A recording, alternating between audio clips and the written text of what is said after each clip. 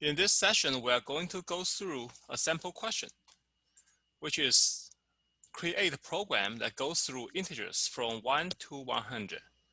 Now, once you see this integers from 1 to 100 or anything like this, integers from something to something, the first thing comes to my mind should be for loop, right? Without looking at what's behind, because whatever is under here will be just the body, the statement blocks inside for loop, but it is this through integers from 1 to 100 that determines that you should use a for loop.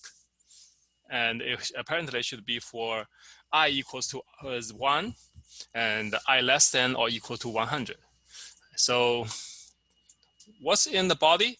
It should be if the integer is divisible by 2, using percent operator to calculate, print the integer with the string foo. If it's divisible by 3, print the integer with a string bar. If it's divided by both 2 and 3, which is divisible by 6, print the integer with a string foo bar. Otherwise, just print the integer. So the output should look like 1, not divisible, 2 is foo, 3 is bar, and 6 is foo bar, and so on and so forth, and until 100 is foo. Okay, so let's look at the program process. By this time, you should be familiar with the programming process. That we should start by clearly define what the program is to do. Here, we're going to have a for loop and print out a certain values. And in this case, we don't have any user input. But visualize the program running on the computer. This will be, because we don't have any input, so this will be the output. You can just visualize. Once you start running, it will print out 1, 2, foo, 3 bar, etc., etc. So we use the design tool or pseudocode to create a model of a program and check the model for logic errors. Let's just start. So the first thing is input. No user input for this question. Okay, so logic. Logic will be loop through 1 to 100. Then it's the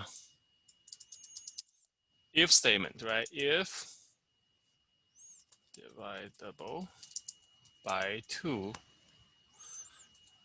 then do something.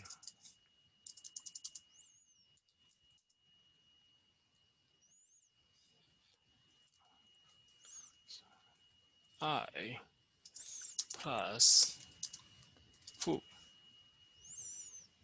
And I should say print line.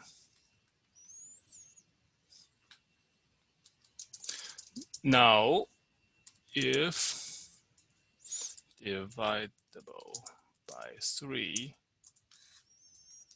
print I plus bar. Now, this is a little bit tricky here because if a number is divided by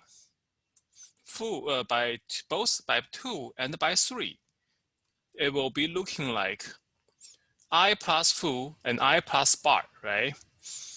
But you should not use else if in this logic, because some data can be both divisible by both 2 and 3, like 6. So if you do something like else if divisible by 6,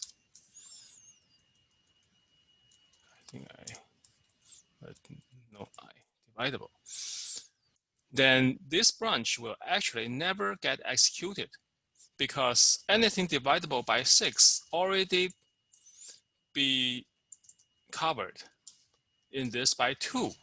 So when you design a series of if-else, always try to put the most limiting branch first. In this case, it will be the divisible by 6. It should come first because it's the most limiting.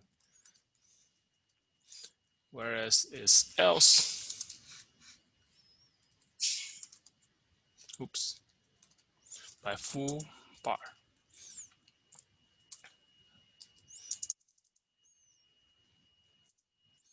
else line I only. All right. So this is how you design this logic. You will have for loop. Inside for loop is a if else if, and in the if else if, always put the most limiting factor, the most limiting branch first, followed by others. And finally, we will output. We will just print out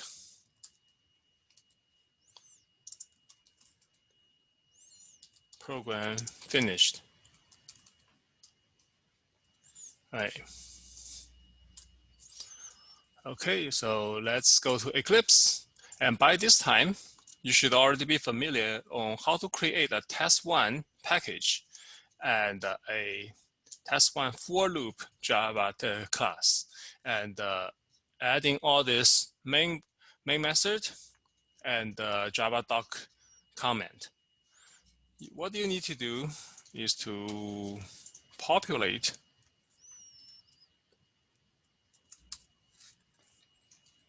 this Java doc comment and copy the pseudocode inside. Oops. Now, based on the pseudocode, we are going to add more.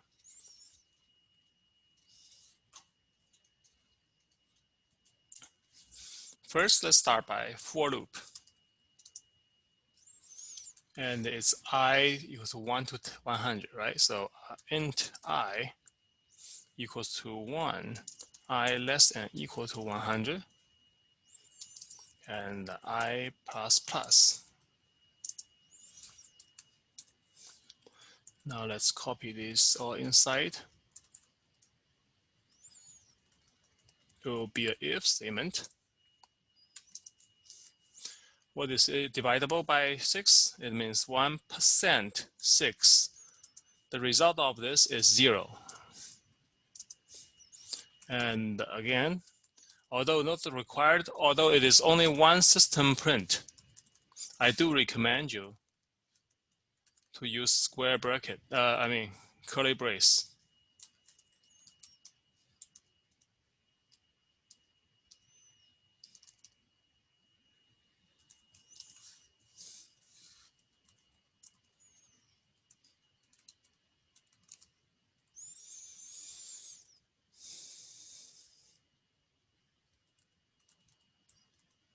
And I will just copy this over because most of these are reusable. I'm just going to add an else, and it will become a 2 and print out foo. Similarly, for 3, it's also else if. It's bar. And this will be here, moving this comment so that it makes more sense. And the last one, of course, else.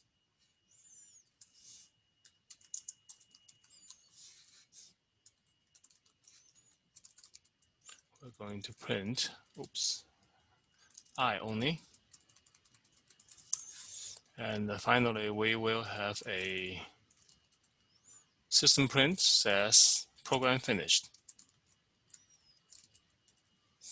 All right, so this is how you write a for loop plus a bunch of if-else statements.